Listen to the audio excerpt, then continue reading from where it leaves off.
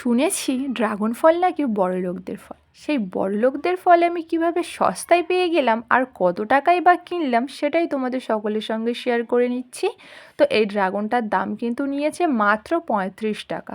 আর এটা কিন্তু ছিল সাদা ড্রাগন। আর তোমরা যদি এই ড্রাগন বাজার থেকে কিনতে যাও তাহলে কিন্তু দাম নেবে কম করে 80 থেকে 100 টাকা। সেখানে আমি এটা পেয়ে গিয়েছিলাম মাত্র 35 টাকা থেকে।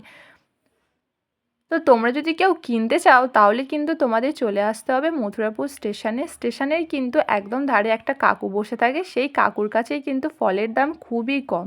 আর ওনার কাছ থেকেই কিন্তু আমি এই ড্রাগন ফলটা নিয়েছিলাম।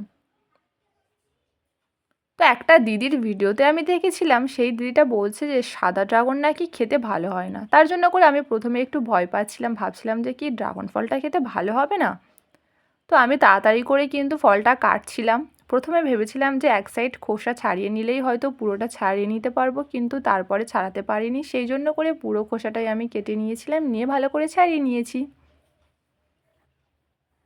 তো তোমাদের কাদের কাদের ড্রাগন ফল খেতে ভালো লাগে অবশ্যই করে কিন্তু কমেন্ট বক্সে জানিও। আমার কিন্তু ড্রাগন ফল খেতে খুব একটা বেশি ভালো লাগে না, মোটামুটি ভালোই লাগে। তো দেখো তারপরে ফলটা আমি কেটে নিয়েছি। এবার তো খাওয়ার পালা, খেয়ে বলবো কেমন খেতে।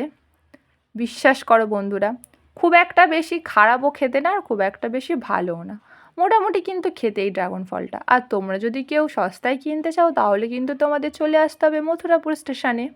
তো এই ভিডিওটা এখানেই শেষ করে দিলাম, আজকের মতো টাটা।